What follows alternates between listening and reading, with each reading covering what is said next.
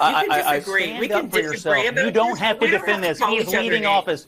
You don't have to defend it. You don't have to die on this hill. You can say this is wrong because everybody knows that it is. It's wrong. Are you fine with the lying? Are you fine with him sitting before the election all year and lying to the American people? Are you fine with the lying about it? I don't think that he was lying. I think he made a decision after the fact and decided this was the right thing for him and for his family. Period. Full stop. That's Republican and CNN black sheep Scott Jennings taking a blowtorch to a DNC shill who claimed that Biden wasn't lying when he said he wouldn't pardon his son Hunter. Welcome to Nerk News, I'm Nerkish, and the internet is on fire after the recent announcement that Joe Biden has pardoned his son of felony charges after repeatedly indicating that he would never use his executive authority to do so. Here's CNN's Scott Jennings going scorched earth on a political hack who's desperately trying to defend Biden's insane move. Joe Biden is leaving office making the strongest possible case for Donald Trump that anybody could possibly make it, and that's that our government and our justice system is of, by, and for the elites and nobody else.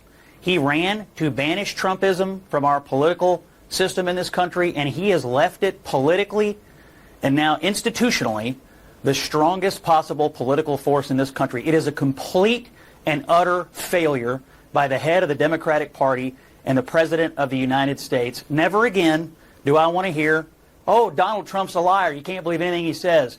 Donald Trump will abuse his power.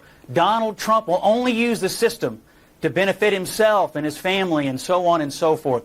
Never again. I have one question for Karen, and that is, why did he need an 11-year blanket pardon going back to 2014 when Joe Biden was the vice president? We are sitting on the biggest cover-up of who knows what crimes, and Joe Biden amazingly knows exactly, roughly, when it started. He knows just about when it all started.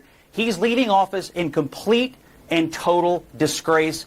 He is a liar, and there is no other way to spin this today. This has nothing to do with Trump and everything to do with the character of Joe Biden. You guys can spend all day long trying to spin this, that this is Donald Trump's fault, that this is somehow caused by Donald Trump. Oh, he's appointing the wrong people. Oh, he did it. Oh, this is the worst possible thing a president could possibly do to his party and to the country. You know, Scott is absolutely correct here. One of the few things that both sides can agree on about Joe Biden is that he's proud and stubborn. And this move just seems like another self-serving middle finger to Democrats and establishment media puppets who threw him overboard during the election. I mean, look online and you'll find montage after montage of these Democrats saying that no one is above the law, and KJP repeatedly saying Biden would never do this and mocking the few press members for being journalistic enough to even ask the question. Now suddenly all of these people are stuck trying to maintain moral superiority while stomping out the flaming bag of crap Biden left them on their doorstep. To sit for a year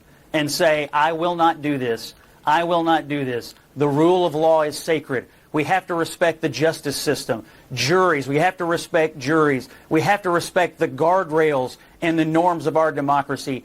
These people are liars. Inflation is transitory. Afghanistan, it's a success. The border is secure. Robert Hur is a liar. The videos are cheap fakes. Biden has a cold. He'll never drop out. Oh, I'll never pardon Hunter. It's all a lie. It is all a grift. Every American, except the most partisan, brain-rotted people, are going to be outraged by this today. He is going to leave off. You think 38, 39% job approval is bad? Just you wait. Just you wait. He's disgraced today. Outrageous. Scott, you don't need to hurl names and say people like me are brain rotted. Come on, that's a little beyond the pale, even for you, Scott.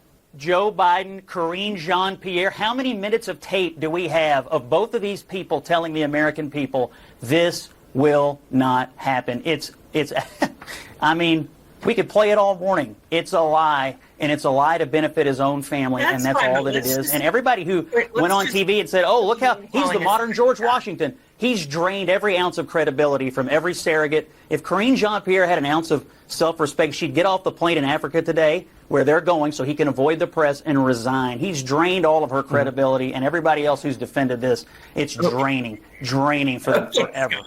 Well, and Karen, to be fair, Joe Biden, we did play that sound earlier, did flat out say on multiple occasions, and the press secretary did, that he would not pardon Hunter Biden. No matter which way they try to slice it, this is a bad look for Democrats. I mean, you even have people like Charlemagne the God calling them hypocrites. The only ones defending it are establishment media hacks like this woman and the harpies on The View. But overall, Biden's actions don't seem to be resonating with regular people, which makes me think that this might be the end of the Democrat Party as we know it. Just like what Trump did with the GOP, there's already been talk of a realignment and Democrats moving to a Bernie Sanders type of social populism with AOC running in 2028, which sounds crazy, but might be the only way to salvage their party with voters who feel unheard by Democrat leadership.